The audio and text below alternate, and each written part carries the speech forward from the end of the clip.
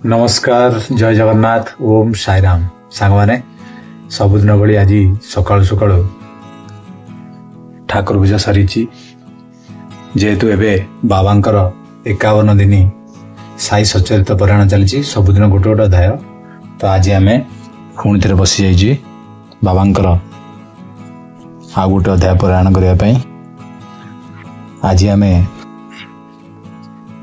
सप्तम अध्याय पारायण करिया सांग माने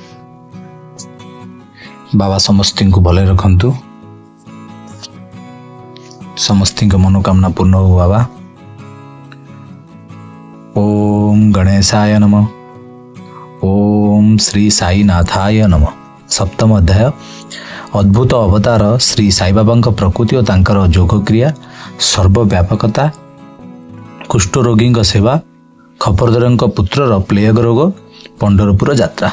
ठीक है सांग माने मु पारायण करुच्ची लास्ट रे आपन को किछि सारांश कहिबी। सांग माने मोर सप्तम अध्याय समाप्त होईची।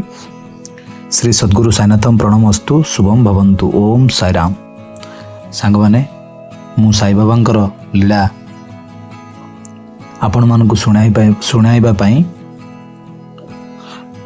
सक्षम नुहे किंतु काईकि के जानी बाबांकर ये लीला पढ़िले मते बहुत आनंद मिले तथापि मते जहा आसुची मु जहा पढ़ुची टिके टिके आपण मान सहित शेयर कर देउची। यदि आपण पाखरे साई सचरित अच्छी ताले आपण निश्चिंत निजे पढ़ंतु देखिबे आर फल निश्चय पाइबे। आ जो सांग माने आपण साई जो सांग माने साई सचरित आपण करिसंती कमेंट करंतु सांग माने ये ग्रंथटी पढ़िले केते आनंद आउ खुशी मिले। प्रथम सांग माने हमें पढ़िले अद्भुत अवतार। सांग माने बाबा यदि बाबा को किए हिंदू बोली कहूतिला बाबा तांकर काम सबू मुसलमान टाइप रो करुथिले। यदि किए बाबा को मुसलमान कहूतिले बाबा हिंदू भलिया काम करुथिले जेमति कि घंट बजेଇବା आरती करवा शंख बजेଇବା बाबा हिंदू परी करुथिले। बाबा को कहीं भी जानी पार नथिले जे बाबा हिंदू ना मुसलमान। बाबा तो अंतर्जामी थिले बाबांकर कौनसी जाति नथिला। बाबा सब बेले भक्त मानकर सेवा करुथिले भक्त मान को भल पाउथिले भक्त मानकर जे कोनसी रोग होउथिला ताकू भल करुथिले। मु आपण को पदे सुनाई जनाऊँगी। श्री साई बाबा यही श्रेणी रे थिले। से जाति एवं प्राणी मानक मध्य कौनसी भेदभाव देखु नथिले। फकीर मानक सहित से आमिष एवं माछ भोजन मध्य करुथिले। कुकुर मध्य तांकर भोजन पात्र मुह दे आराम रे तांक सह खाई पारुथिले। एही परि श्री साई बाबांकर अपूर्व तथा अद्भुत अवतार थिला। से कौनसी पशु किंबा मनीष भितर कौनसी पार्थक्य देखु नथिले सांग माने। तापरे पढ़ले आम सांग बाबांकर लीला। बाबा को जो सब दान मिलूला बाबा तांकु जो गरीब भक्त माने थिले काहाकु 20 टंका 15 टंका 50 टंका प्रतिदिन स्वच्छपूर्वक दान कर देउथिले। सबुदिन तांको पाखरे जहा दान आसुथिला से संपूर्ण खाली हो जाउथिला। बाबा मध्य पिलाटी दिनरू खंड जोग करुथिले। दिने जने भक्त जेतले मस्जिद को जाती बाबा तांकर शरीर समस्त अंग अलगा करी इठी सिटी रखी देइथिले। से भक्त जनक देखी दे आश्चर्यित हो गला। से भाविला बाबा को बोधे किए सिटी मर्डर कर देइछि मारी देइकरी बाबा को रखी देइछि। से तुरंत गाँ को पळैला। गाँ को जाई भाविला मु गाँ लोक को जणाई देबी किंतु पुणी भाविला यदि मु गाँ लोक को जणाइबी ताले मु निजे फसीबी मते पुलिस धरि नब। से काहा को किछि न कही चुप रहिला। परदिन जेतबेले पुणी मस्जिद आसिला बाबा को पुणी थरे देखी आश्चर्य हो गला। पुणी से भाविला मु कौन काली जो देखी से कौन मोर सेटा स्वप्न थिला। देखंतु बाबांकर के भलिया लीला।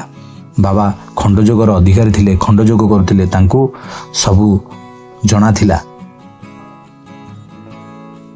बाबांकर सबुदिन धुनी करिबा एक नित्य कर्म थिला। दिने बाबा धुनी जळेबा टाइम रे समस्त भक्त बाबांक पाखरे बसी थांती। बाबा अचानक कौन कले हाथ को धोनी भितरे पुरई देले। समस्ते भक्त देखि आश्चर्य हो गले। बाबा हाथ पूरा जलिगला।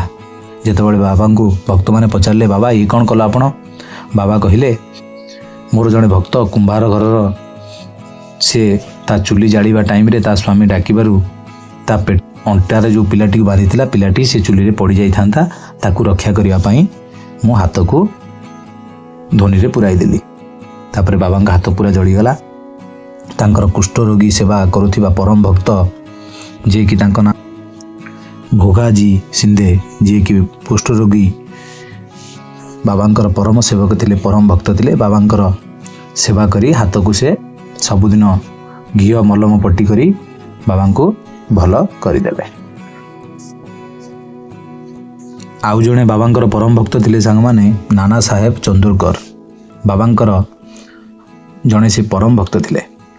ତାଙ୍କର ବଦଳି ପଣ୍ଡରପୁରକୁ ହେଇଗଲା। ସେ କାହାକୁ କିଛି ନ ଜଣାଇ ବାବାଙ୍କ ପାଖକୁ ଦିନେ ଆଶୀର୍ବାଦ ଭିକ୍ଷା କରିବା ପାଇଁ ପରିବାର ସହିତ ଆସିଥିଲେ।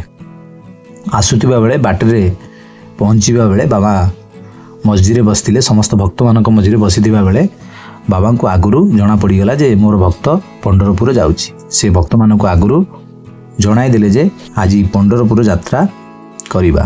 ଯେତେବେଳେ ନାନା ସାହେବ ଚନ୍ଦୋରକର ବାବାଙ୍କୁ ପ୍ରଣାମ କଲେ,